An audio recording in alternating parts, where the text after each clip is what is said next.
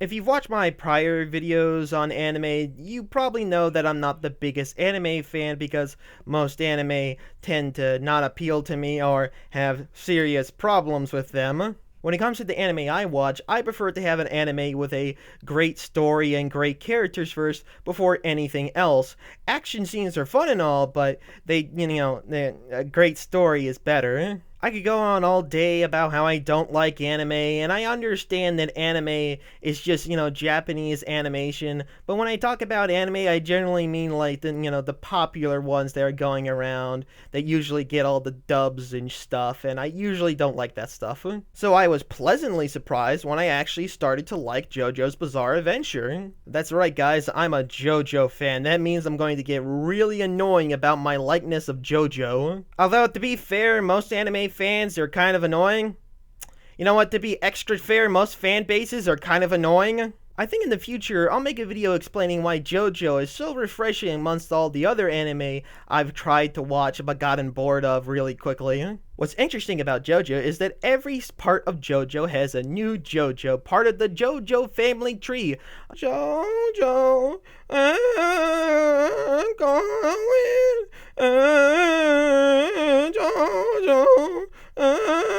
Until around part 7 when there's like, fuck this universe, it's cancelled. Let's make a new universe that starts off in America. Aw man, I can't wait to see Japan's take on American culture. I hope they don't forget the racism. Now, I want to make something clear before I continue. I've only watched up to part 3. You can thank Netflix for that one. Despite the 4th part being dubbed already, they don't have it on Netflix. And sure, I do have a VPN and I could just go to Japan and watch the next few seasons subtitled, but I kind of hate fucking doing that. Personally, if I wanted to read something, especially JoJo, I would go to the manga, which although I can't afford, I could probably get it one way or another. Also, feel free to crucify me for preferring dubs to subs, anime fans. I know you will. I say this because the character I'm talking about today does appear in future parts and might end up getting better with time. But as for right now, I'm going to say that Jotaro Kujo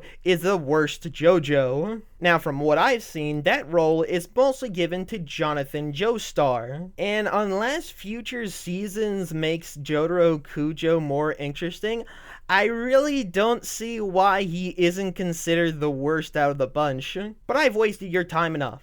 Why do I think that Jotaro Kujo is the worst JoJo? His lack of screen time. Despite this being Jotaro Kujo's debut season, he doesn't really get a lot of attention. Most of the attention in the series seems to go to the side characters and the villains they encounter. Now, I can kind of understand why they did this. There's a lot of Stan users to show off, and there's going to be a lot of time dedicated to them. But when it comes to, the people fighting those evil Stan users, it's mostly not focusing on, the new main character. Now, I think there's one of two reasons for this. One, prior seasons didn't focus on side characters a lot, and since this one has so many new ones to join the gang, they want to focus on those characters more, give them some depth, because in prior seasons it seemed like, the main character got too much depth, while the side characters didn't get enough, and personally I don't fully agree with that, but I can understand that. That, or the writer, creators, whatever the fuck, realized that there wasn't much to work with on JoJo. He's kind of a boring character. The rough and gruff, edgy dude really doesn't have much to work with unless you start trying to subvert those tropes. And since they weren't intending to do that, well, we should just get on to the other problems then. Lack of a personality. The thing is, if he was only underused, then he probably wouldn't be the worst JoJo. However, that's not his only flaw. Jotaro Kujo, even when he shows his personality, kinda lacks any. Now, I'm not saying he entirely lacks a personality. His personality traits includes the fact that he acts tough, he acts like he doesn't care most of the time, and he loves his family but hides it. And those traits alone do not make an interesting character. You could argue he's smart and clever, but every JoJo has been smart and clever. And you could try to argue that his tough demeanor, yet the fact that he actually cares, is good enough, but even then, it's still boring. There's still not enough there. There's not enough to make his character enjoyable. Personally, I would have liked to see his tough guy facade break a bit more often. Maybe have more moments where he's genuinely scared when his friends are in danger. Maybe when his tough guy facade breaks a bit, he can be embarrassed about it and try to say, oh, I didn't do that. And although that in itself is kind of generic, to be honest, that's better than what we have now, and I think that could work in the show.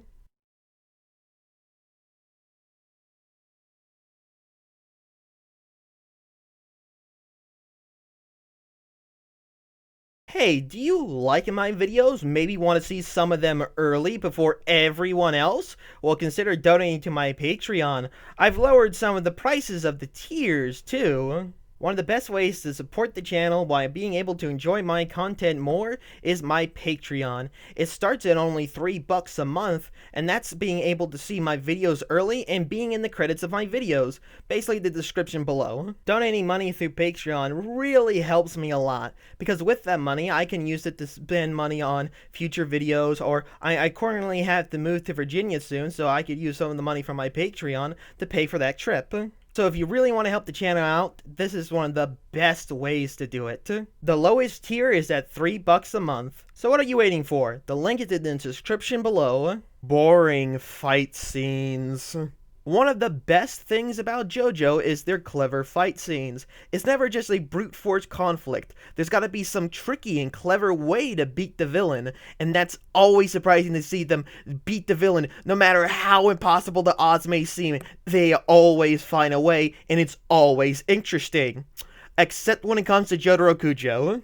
This is mostly thanks to Jotaro Kujo's stand, which best ability is to punch things rapidly. Now, I in no way think that Star Platinum is a bad stand. In fact, most of the best uses for Star Platinum are outside of battle. But when it comes to battle, most of the time it's just kinda bog standard and lame, especially compared to the other stands we see throughout part 3. I'm gonna do that one tongue thing everyone makes a meme about in the JoJo community. I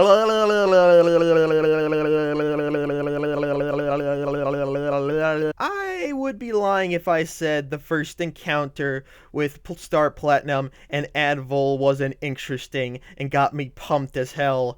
But after that, the fight scene's kinda sour.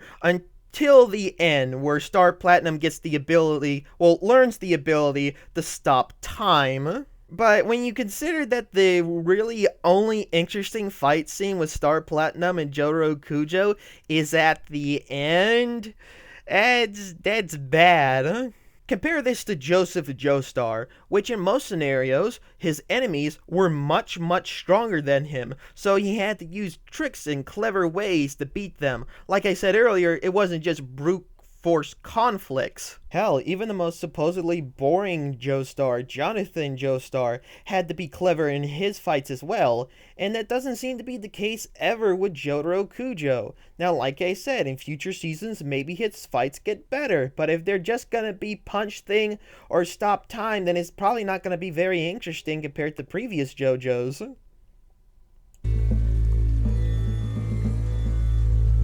Our previous JoJo's are a good representation of not only JoJo's Bizarre Adventure, but the part they're about.